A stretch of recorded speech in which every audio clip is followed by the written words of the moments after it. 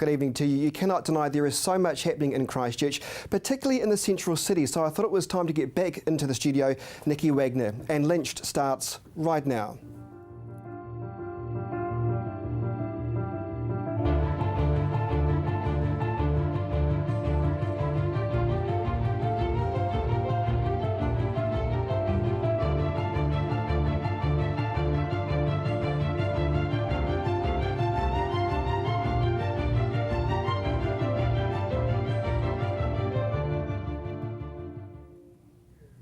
Good evening. There is something positive about being in Christchurch at the moment. You cannot deny there is so much happening in the city. So I'm joined tonight by Nicky Wagner, and good evening to you. Good evening, Chris. Let's start with some of the positive things, particularly when it comes to the new campaign out, Living in Central City. This is a good, positive thing. It is a sign of things to come, isn't it? Oh, I think it's fabulous. I live in the centre city myself. I've lived there for the last 30 years, and I think it's a fabulous place to live. It was great to see residents of the city come out and welcome people in, and we're going to be building something like 2,000 houses in the East Frame over the next 2 to 3 years. Of course, you've got to try and attract people back into the city, don't we? I mean, it's all very well to say, come to the city. At the moment, there's not too much around, so how do we try, it's a chicken and egg situation, is it? We've still got to try and entice them to come back into the CBD, so how do we actually do it? Well, quite a few houses have already been rebuilt. For example, I live within the 4 avenues in the centre city, and in my street there's been about 5 or 6 new houses. There's 4 on one side of my house and 1 on the other. So people are keen to come back, and I think gradually as we move into the centre of the city, people will take up those options. Absolutely sure of that. I think you're right that they will. What do you think what will it take to get them back, and what do you think they're looking for in a central city? Because everybody goes on about saying the heart of the city is what keeps a city alive. Do you subscribe to that? Yes, I do subscribe to that. If you go and visit cities that don't seem to have a heart, you never feel as if you've got to know them. And we always stay in the old parts of the city and the parts that have some kind of character. So I think it's really important that we do have a central heart. But I think what brings people into the city is the options of what they can live in. And in that East Frame, we're going to be building a whole lot of different sorts of housings. There'll be townhouses, there'll be apartments, there'll be terraced housing perhaps, and there'll be a variety of prices. And I think as those are built, people will come to live in them because it's going to be central to everything. Let's talk about houses, because last week Housing Minister Dr Nick Smith announced some housing developments in conjunction with Ngāi over there in Riccarton, 600 houses. The opposition, of course, was saying, oh, well, 450,000, no one can ever afford that. Having said that, though, the more houses you put on the market, the streamline effect surely will be eventually houses at the bottom end will start to lower, won't they? Certainly, houses, the more you have, the less competition is, the more houses will remain within a good price range. And what we're seeing in terms of prices going up is because there's a bigger demand than supply. But I don't think that's going to go on forever, and I think it's really good that this piece of land, which is near the Riccarton Racecourse, which is central to the city, can be redeveloped. And the idea of that is that there will be 600 houses there, and of that 600, 180 of them will be under the 450,000 mark. Now, the idea of that is that will be a package that people with KiwiSaver and first home loans will be able to buy. Let's take even another step back from that, is that your colleague Paula Bennett announced a couple of weeks ago now emergency housing or better services for emergency housing, and she pointed to things of people living in cars and tents and garages. Do you still believe that happens? Yes, I do think there is a need for a different type of emergency housing. There's been quite a lot of innovative ways of delivering housing in Christchurch. We've had the temporary villages, we've got of course the affordable housing, 200 houses to be built in the inner city in terms with the housing accord that's coming up. We've got the Waiatea area that's being built, and I think this is emergency. This is for people perhaps who haven't moved out of their earthquaked house but who need some kind of accommodation. It's designed to be for a short length of time, anything up to about 6 or 8 weeks. So there is a need for this then? Yes, I think there is. You know, Labor says it's too little too late, don't you? Well, they always say that. The point is we've been offering different types of options all the way through. That things have changed. Right now, the longest stay in our temporary villages because people are getting rebuilds of their houses, whereas the first people that came in, they might have been there for 3 or 4 weeks, maybe 2 or 3 months. People who are getting a rebuild could be in those temporary villages for 9 months or a year. So the demand is changing, and we're trying to get the mix of housing that we're offering for that. It must be a very difficult position to be in, because on one hand in Christchurch you want to see development, you want to see things going ahead, but on the other hand you've got to employ a lot of overseas tradies to come here, and they're competing for rental accommodation just like people in Christchurch. Do you think there should be some onus on some of these agencies that are bringing, you know, the Filipino workers to Christchurch to make sure there's housing available for them first? Well, they do have to. If you're something like a Lee's or something like that and you're bringing in a Filipino crew, you do have to guarantee their housing. And there are houses in out of town. There's sort of been some of those sort of bunkhouses area that have been developed for those particular people for construction. So yes, you do have to. When you apply for a visa to bring those people in, you have to talk about where you're going to house them. Well, that's good to hear that there are actually things available for people, but I suppose there is that risk though, isn't there, when people are coming to the rebuild, they will be still though competing, won't they, with well, of course, residents. That's But the catch-22. life, isn't it? Yeah, I mean, we want to rebuild. We want our city to be vibrant and people-friendly. It is attracting people. There's more people living in our city now than there was before the earthquakes. So it is a magnet for talent. It is a magnet for people, and that's what we want. So we just have to make sure that we develop the options for housing for people to manage that. We're going to take a break, but when we return I want to talk about specifically development in the CBD, because finally, Nicky Wagner, there is plenty happening. That's next. Stay with us.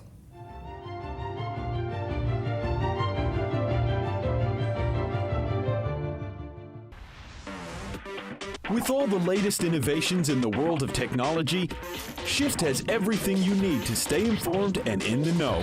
Shift, 2:15 on Monday, right here on CTV.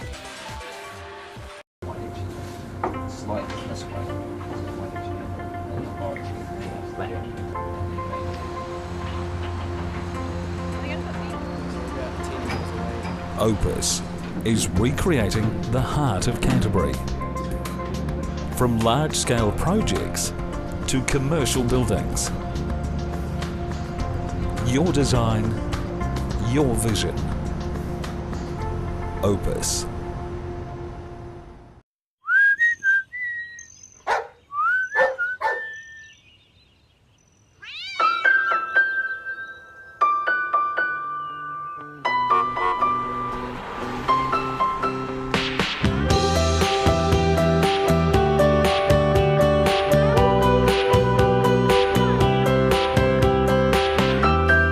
Colour in your life.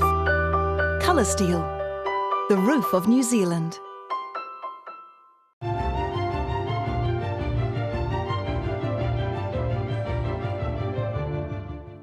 Welcome back to the program. My guest tonight is Nicky Wagner.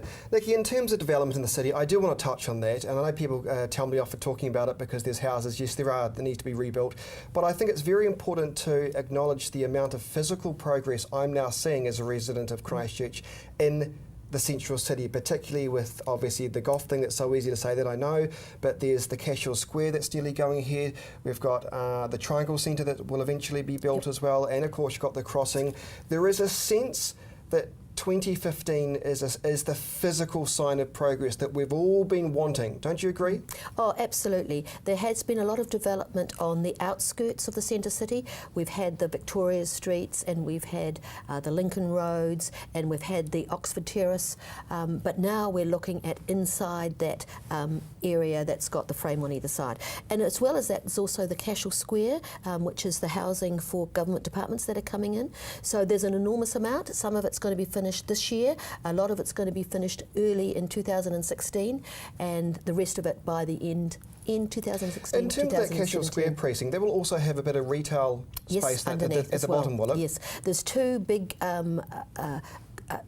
multi-storied, I think 5 stories, that where the old Whitcool site was, 2 buildings there. They're going to have retail on the bottom, and then above that will be office. It seems like that precinct's come along so fast, doesn't it? Oh, enormously fast. And the interesting thing about this, and this is what I think has sort of caught us all unawares, is that by the time you see something happening, probably 2/3 of the job's already been done. The actual building of the building is relatively quick. It's the designing of it, it's organising of it, there's the foundations and all knowing that what's goes under first. the ground as well, which has been a major problem for So we the see team. it and we think, Yeah. gosh, nothing's been going on, but actually 2/3 of it's already happened. Also good news with Anthony Goff's building too. There was a bit of drama with that. It stopped at one stage. He's got some backers now from his family, good That's old right. family, eh?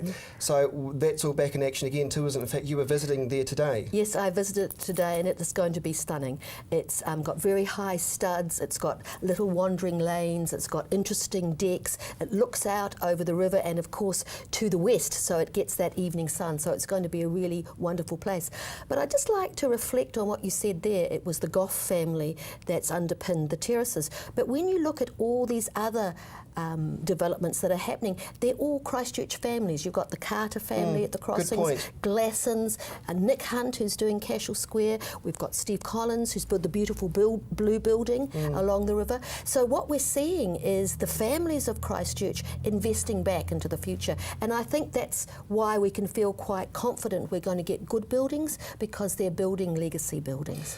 Interesting you say that, because I do get a little bit excited about seeing new buildings around Christchurch. I post the images on my Facebook page and sometimes the comments are, deal with the housing issues first. But I think we need to remember though, these are private developers and they're building for residents, and I mean, it has to happen at the same time, doesn't it? You still, of course you have to build houses, but once you've built the houses, if there's nothing to do, I mean, this has always been the tension. We have to rebuild the residential areas. We've actually got to build the suburban areas as well. And we have to build the centre city, because the centre city actually drives our economy. There were 62,000 people working in that centre city before the earthquakes. And Christchurch, of course, is not only the centre for our city, but it's the centre for the whole of the South Island. And we are seen as the gateway for tourism, and we're also seen as the export hub. So it's really important that that centre city is vibrant and pumping and people friendly, because that's what will drive the jobs and the prosperity of our city in the long term. Another milestone for Christchurch was the announcement of the crossing development, which looks great. Fantastic. I do worry though. We've got to make sure they're not just boutique stores, high-end stores that know that the average Joe Blow, won't be able to sort of go, because who wants to buy a T-shirt for $400? Do you know anything about The mix. Who's going to, tenant this area? They say they've got tenants that are interested, but they're not telling us who they are. But I think you've made a really good point there. We do have to have interesting stores, interesting things to do, amazing food and options, but for all prices. Yeah, it's got to attract the residents, because at the moment, I know the Restart Mall is fantastic, but some of them are quite high-end sort of stores. That's right. But we also have to differentiate it from the malls and the suburbs. And that's a very good point, because of course people would say Christchurch City, the central city, was dying before the earthquakes, and to a certain degree there's some truth in that, because of the Westfields, because of the Palms.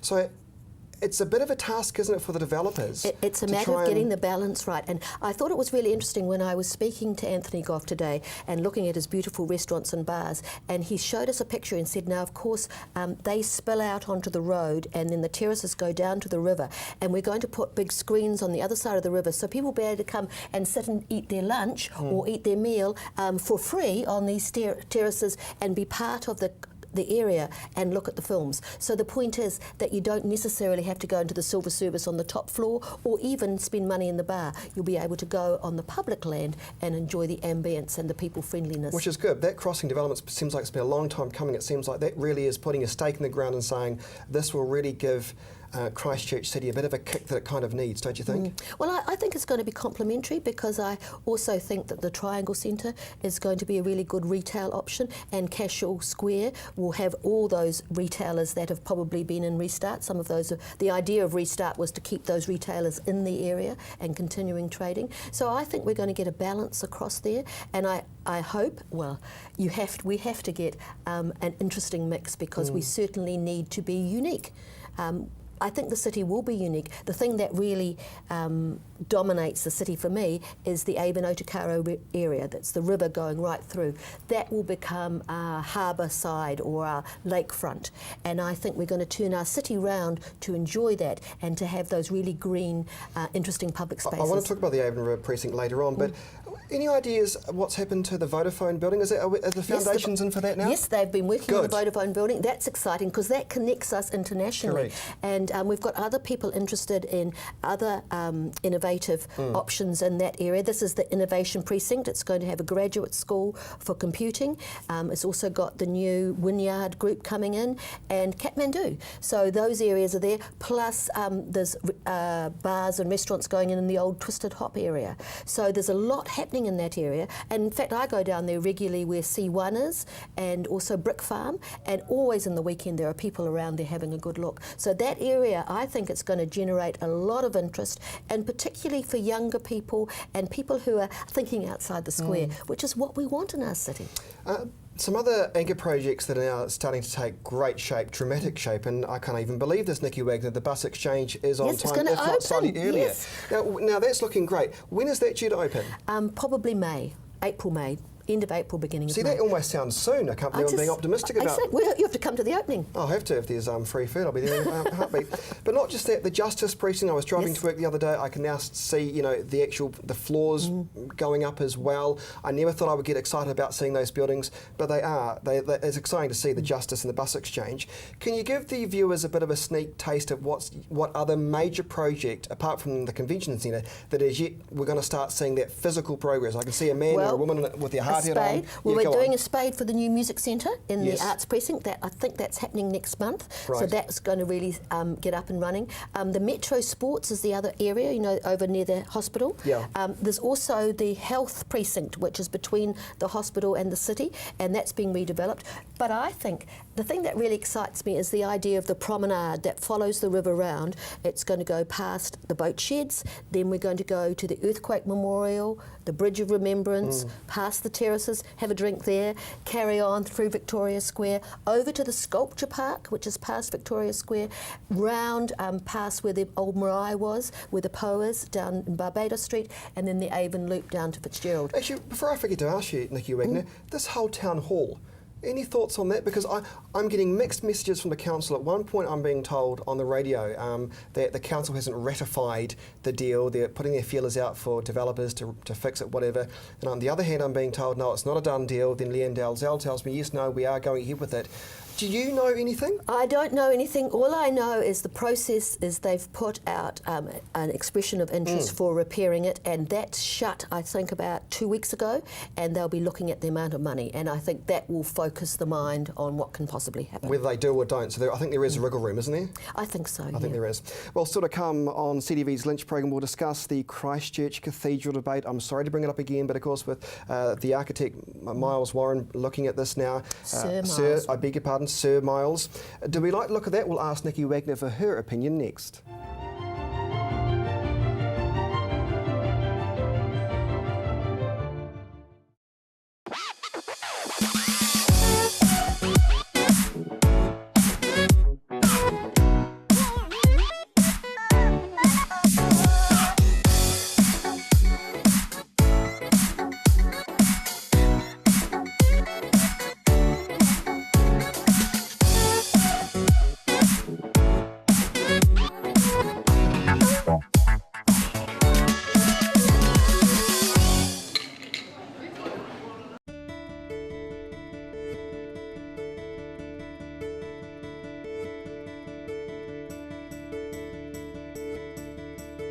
Diversity.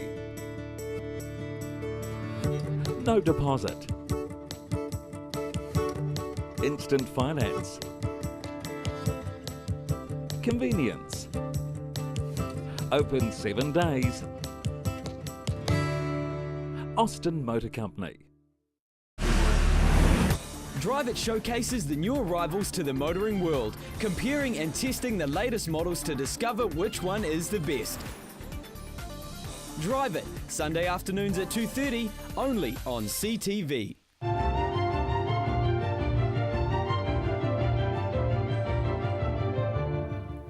Welcome back to CTV's Lynched program. My guest tonight is Nicky Wagner. Nicky, let's touch on, before we get to the cathedral, let's touch on the actual Avon River precinct. But there's been a few delays, hasn't there, with this? No, we've actually done a lot of work on it. It's a bit like the story that you can't see anything until you've done it. Right. We've done all the getting rid of the silt. We've taken all the plants and the fish and things out, and we've put them all back in again. It's actually in really good shape. If you look at it, you'll see that we've shaped the bank so that it runs faster, so it keeps itself clean. We've looked at after all the hydrology, so that's all done. Yeah. We've done the first part that was called Watermark, which gets us through to Montreal Street from the boat sheds. The next part is mostly finishes, and when we put the terracing in outside Anthony Goff's area, that will be finished. What's the timeline for that to be completely finished, the Avon River? It will be tied in with Anthony Goff's thing, so 2016, or the Right. whole Avon River. The whole, I think it's the end of 2016, because of course we've also got the not too Margaret bad. Mahi Park in there, and that's supposed to open in the middle of this year. So we are getting there. It's been done in sections, and some of it's taken a bit longer than others. There's been a bit of debate over Victoria Square, we'll get so to that, that's but- going to take yeah, a bit but longer. there's been a bit of discussion too about the Margaret Mahi thing too, but that your beloved playground. My beloved playground. Look, I just want to bring young people back into our city. There's some kids who haven't been here for a long it's time. interesting you say that, because time and time again I keep hearing people, and you might see it in the press occasionally, an opinion piece on what's in the city for children. Well, this is the perfect thing, isn't it? Absolutely. Despite the fact that it tends to cost quite a lot. Yeah. Well, the other thing that's really good about it is that it celebrates Margaret Mahi, who is a Christchurch icon and who the world follows. Her books are read everywhere in the world, and I think we're going to get a little bit of the sort of Lord of the Rings fame rubbing off, that people will come to Christchurch to see that. Do you hope once it's set in stone and it's finished that the heavy criticism that's been aimed at this project will dissipate and you'll be able to go, look, this is good? Do you hope for that day? I'm sure that will be the day. The criticism has not been about the park, it's just been about the Costing. of it. And it's the understanding of that a lot of that is actually remediating the land and putting the road beside Right. it, the drainage and all those sort of things. The actual park itself is about $3 million. It's about the same price as an ordinary park. So I just think it's the fact that we're all a bit stressed over the cost of this, and I can understand that. Let's talk about the Christchurch Cathedral. Of course, last week, another design again. We all know about this design. It's more of a wooden structure that's supposed It's to a go back to the neo-Gothic structure, Yeah, do you like going that? back to the original plans. Well, I like the fact that it's wood. I probably told you this story before, but I was in the cathedral between the time of the first earthquake and the second earthquake, and we had a big shake, and I was in there, and I looked up, and I thought, get a grip, Nicky. They've spent $12 million in earthquake strengthening, and it survived the first earthquake. Yeah. You know, get on with it. And honestly, there's a lot of rock up there, and I think that wood. And you look at Knox Church; it's had a beautiful reimagining, and it looks fantastic. And then you look at St Michael's, which was built about the same time as the original cathedral, but they chose wood because of the earthquake damage. The feedback I'm getting on Facebook, particularly social media, when this announcement was made last week, people are sort of, okay, this looks good, can you just get on with it now?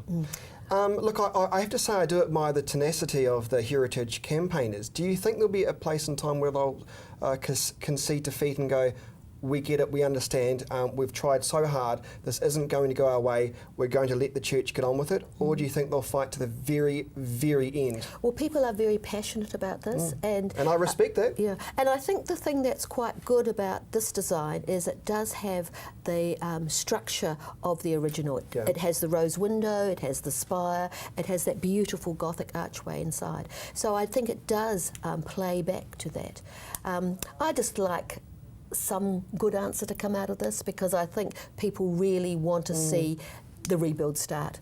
Well, of course, some of the campaigners are saying once the extraordinary powers from Sarah end at the end of 2016, they'll have more of a say and it will go their way. But Minister Brownie says that's not going to happen. So I wonder what's going to happen next. Do you think there'll be more court action? I hope not, because this is what tends to happen in Christchurch. We've had lots of examples of the public of Christchurch ending up in an argument over something like the Millennium Bridge and spending all the money arguing. We had the same problem over the museum, so it wasn't earthquake strengthened before the earthquake. So I really hate the fact that good money is being wasted on litigation. Arguments, yeah. All right, let's talk about the Canterbury Earthquake Memorial. This is something Yes. that's dear to many people's hearts. The 6 shortlisted designs, I liked most of them, apart from the green one, looks like weeds, to be honest, but anyway. Submissions closed last week for this. Do you know if we got many submissions for it? Because I was really encouraging people to have their say on this. Yes. I think it is so important. It's really important, and the process of having your say is really important too. I think about 2,500, so they had a pretty good say. We're really excited about that. The thing for me is haven't taken any preference because I think any of those 6 ones would be a fantastic tribute to us. So what I'm hoping is that when we get advice from our technical committee, which will look at it, I'm hoping that something will rise up and there'll be some agreement about what's going to be the best thing. The time frame for this, it's actually quite a short time frame in terms of submissions, in terms of the panel having a bit of a look at it too. It's middle of this year? Yeah, it's quite fast. That to me seems quite fast. Well, of course, we've been talking about this for a very long time. We have. And I think it's important to get something up and building. Interestingly enough, the process of going through this is as valuable as what comes out the other end. And we've worked very closely with the families, we've worked closely with the technical group, and I think there's a real feeling that we can move forward now. And the families are very interested in being involved with the actual building of it, perhaps doing some planting or some building. And so what we're hoping, depending on what comes out of the submissions, we're hoping that will be somewhere along the line by the time we get to the 5th anniversary, and that we can do something around that side. So when do you think it'll be finished? Well, it depends on which one they choose, of course. Right. Yeah. So I'm hoping within 2015. I doubt if it will be complete by the time of the 22nd of February, but there'll be enough for us to be able to say, look, there's something at least. Yeah. We're out of time. It's gone so fast. It's Nikki been Wagner, lovely to talk to you. And you as well. Thank you for care. that. And that is our show for this week. Join me on News Talk ZB tomorrow. Christchurch Mayor Leanne Dalzell will join me. But from everyone at CTV, you have a good night.